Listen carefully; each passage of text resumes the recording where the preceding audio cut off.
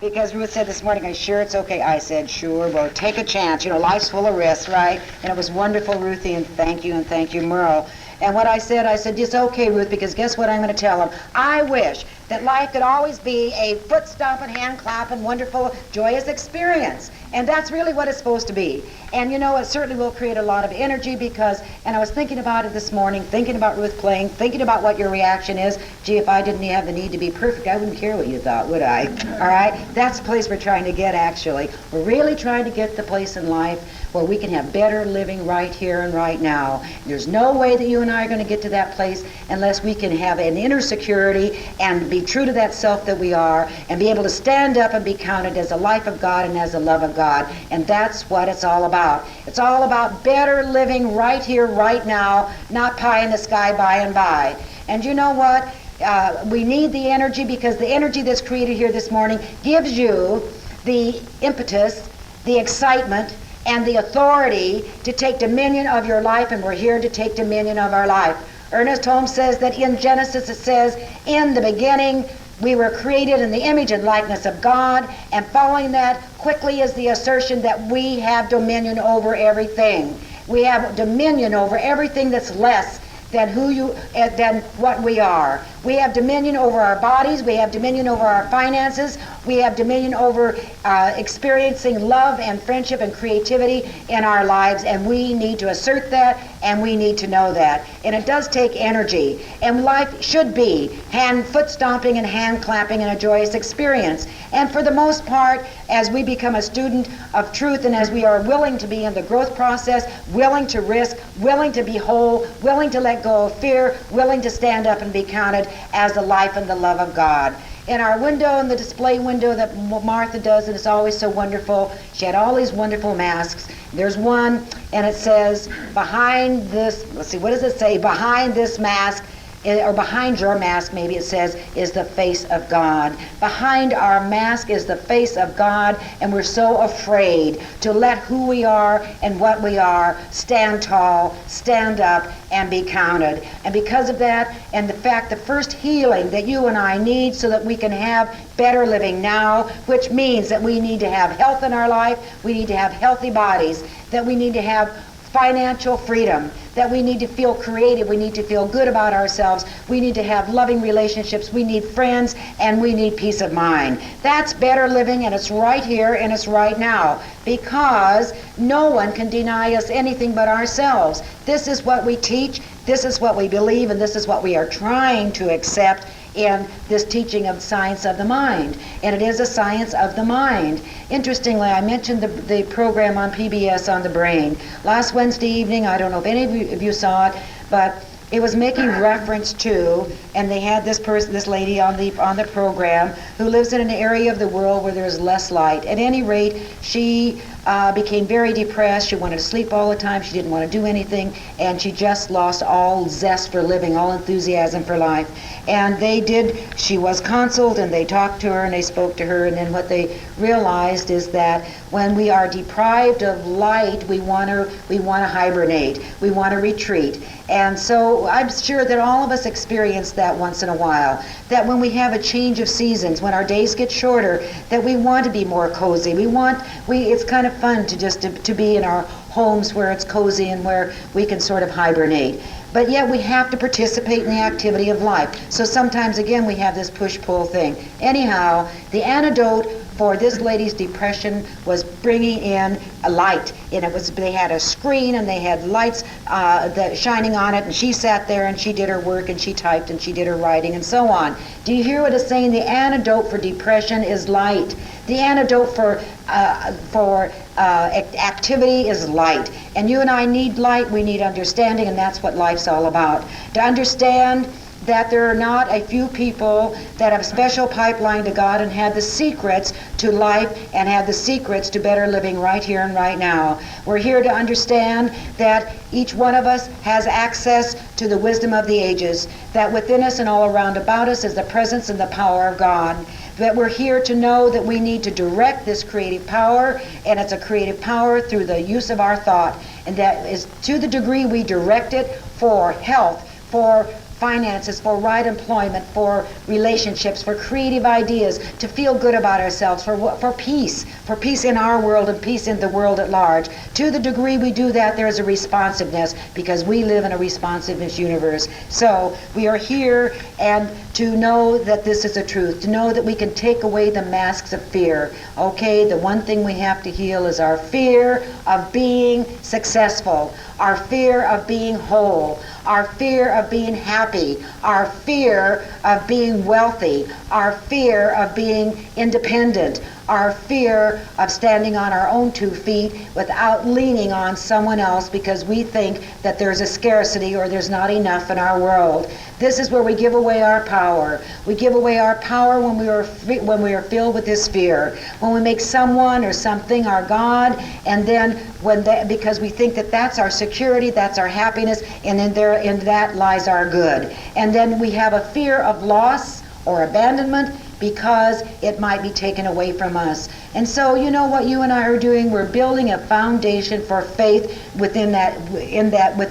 faith in that indwelling power and that indwelling presence and in that indwelling good and that power for good that you and I use through the power of our thought. It's creative, it's an activity, it's an action. Ernest Holmes says it's the greatest discovery of all time. And that discovery is that you and I can specifically direct a creative power, the same power that created the cosmos, and we can direct it individually and personally in our life. This month we've been to the series, and I just realized this morning that each one was part of another, and I didn't plan that at the beginning of the month, but it was the first in our series was Rebuilding Our Life. The second was the power of self-mastery.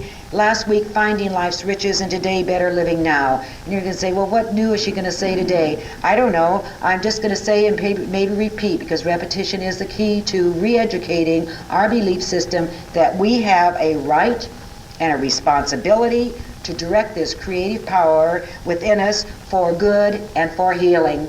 That as you and I get in touch with this creative power, and as we use it for good, we can use it to better our own lives, to better the lives of our children, to better the lives of our friends, and to better life in general. And that we do have the right and we have the responsibility to use it. Now, we use this word responsibility a great deal in the teaching of the science of mind, because we are aware there's a creative action, there's a creative process. Therefore, I am cause unto my own experience. But guess what? To take responsibility does not mean blame. It doesn't mean that you and I have to blame ourselves for any situation, for any condition that we find ourselves in as we move through this thing called life, which is basically an ongoing growth process. We are here to grow, and as a matter of fact, Ernest Holmes says that if we want to move beyond the peak of our spiritual awareness right here and right now, we have to choose that. We have to choose to move into a greater degree of spiritual understanding and spiritual awareness. Last Sunday, a lady was here. I don't know if she's here this morning, but she said, gee, I'm so glad to hear you this morning and to hear that you teach the absolute.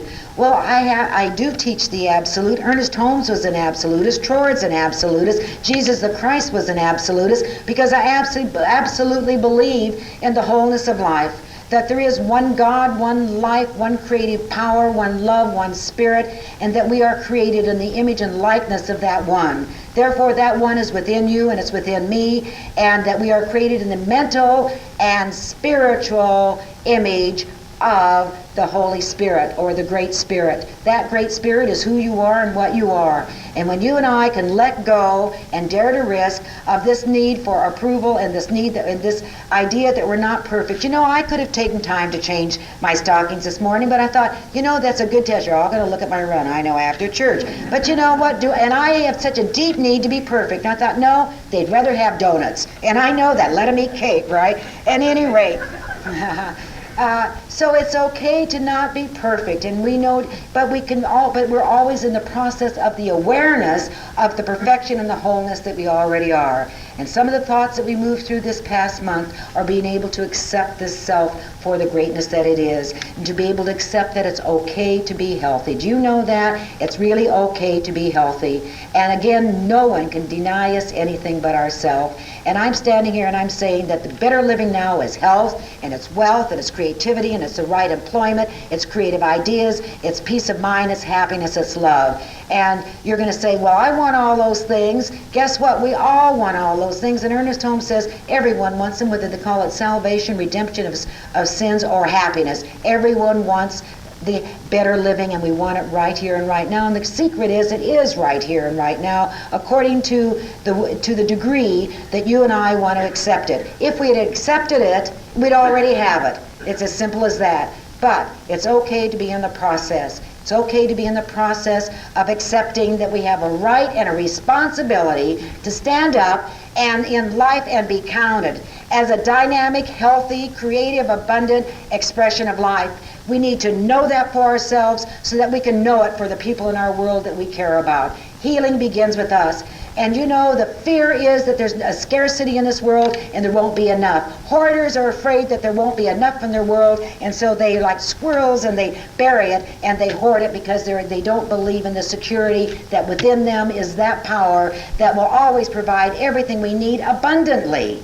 And we need to know that. The only thing that everything we have here is to use. And we're here to be channels for that. And we're here to not only be channels for the good in our life, but be channels for who and what we are as a spiritual expression of Spirit of God. And so we are here to let go and to heal our fears, heal our fears of the people in our world, of the money in our world, of the creativity in our world, and dare. Do you dare to be happy? Do you dare to accept the fullness of life that the Spirit of God has already given to its creation? It's within us. We have to dare to accept it. We have to dare to whip off the mask that we have put on so that we can get everybody's approval. The person behind the mask is the face of God. That's all there is. And we're here to subjectively know that, to believe in that, and to believe in it with such power that we dare to be who we are, knowing that who we are is wonderful.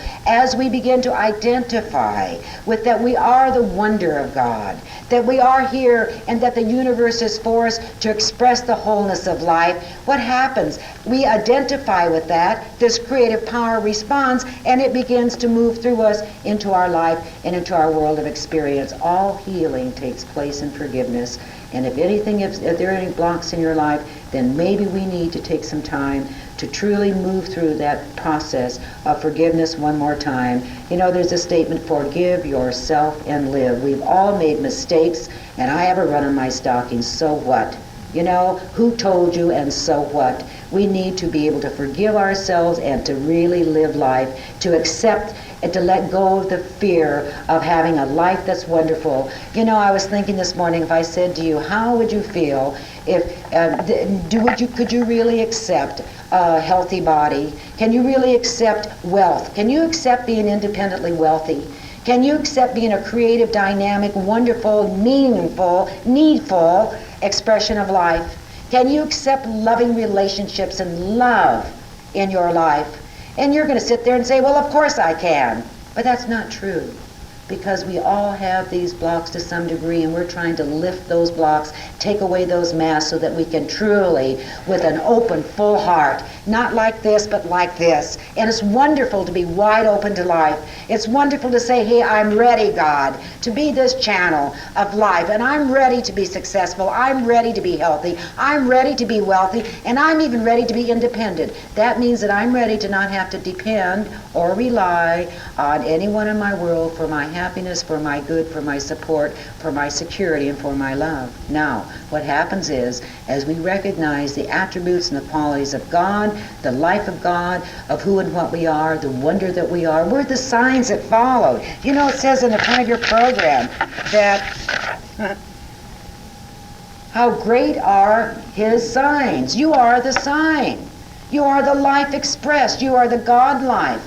We're here to be a sign of the greatness and the wonders of God. If we could accept that, then we wouldn't be afraid to be who and what we are. We wouldn't be afraid to forgive ourselves and live. We wouldn't be afraid of happiness or of prosperity or of success or even having power. Not power to manipulate anyone else, power to direct our lives and to direct it for good, and that it is okay.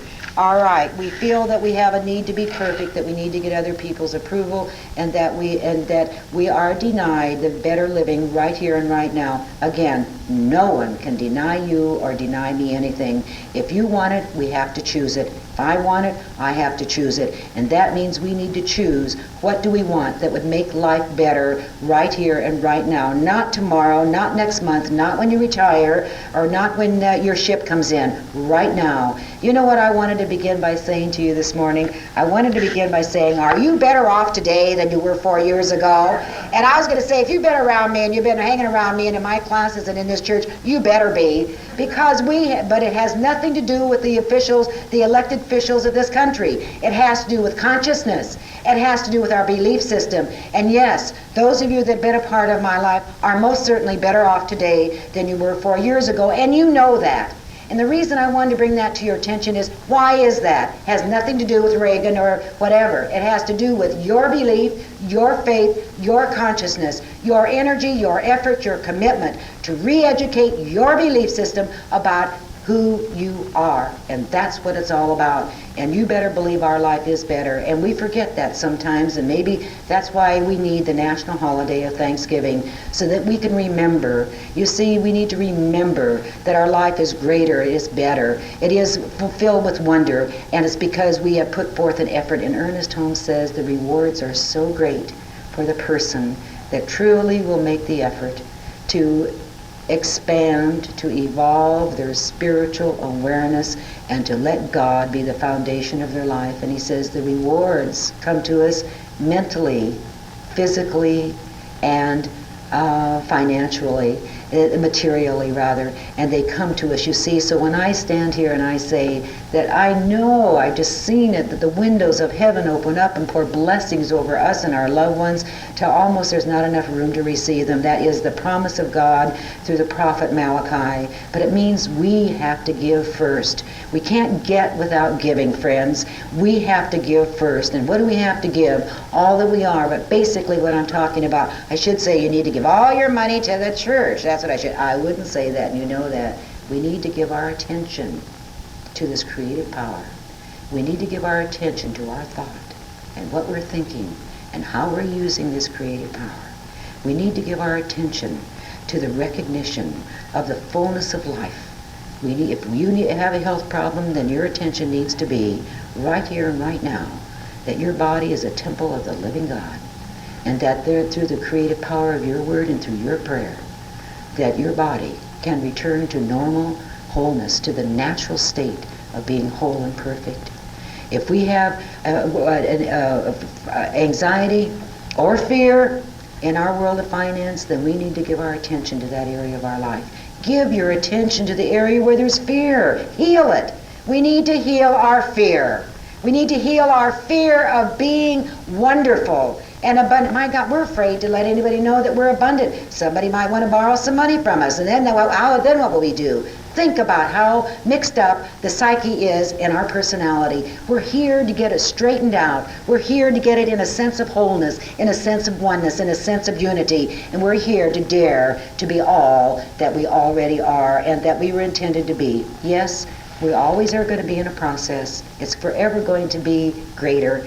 And you know, I love remember that there's a title of a book. It says, I ain't well, but I sure am better. And that's what, we are better. And maybe it's not best, but we're better. And our life continually unfolds in greater degrees of betterness because of the attention that we are giving to our spiritual development and to re-educating our belief system and letting go of our fears and letting go of those fears that block us from being healthy, wealthy, creative, dynamic, wonderful, special expressions of life. We're here to demonstrate it. Richard Bach made a wonderful statement. And that statement is, learning is finding out what you already know. Doing is demonstrating you know it. I'm going to repeat that, may I? Learning is finding out what you already know. Doing is demonstrating you know it. That's where our responsibility comes in. No blame. That we are responsible to remember and then to demonstrate what we have remembered. We already are healthy, my friends. We already are wealthy. We have enough of everything because there is no limitation in God. Now you're saying, but I can't see God. God, guess what? Then how does God express in our life?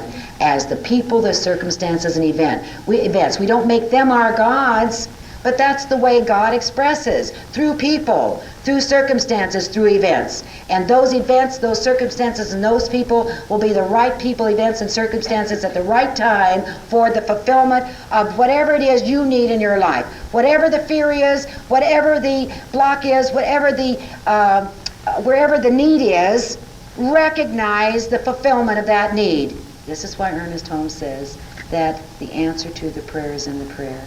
Recognize the fulfillment of your need. There's no neediness in God. There's no emptiness in spirit. There is the fullness of life. And you know, Ernest Holmes says that we're here to know that there is this creative power and that we direct it through prayer and through meditation. And he also adds to that, for real healing, you and I need to be specific. It doesn't mean that we outline how the good comes into our life. It means that we recognize that we pay attention to that which is wonderful and great in our life. We're here to learn, to do, and to demonstrate. And you know what? We can do it. We are doing it. We're in the process. And what's so wonderful, in my opinion, about coming here is that we do it together. We grow together in classes. We celebrate the healings and the demonstrations of each other. And we celebrate the great God as it experiences and expresses itself through life by means of you and by means of me. Yes, better living right here and right now. And you know, when we realize just some of these ideas, when we realize the wonder that we are and that we're the sign, we are a thought of God. We are God's perfect thought. That's why behind the mask is the face of God. And we need to convince ourselves, believe this, and accept this. And as we do this, do we really become more vital?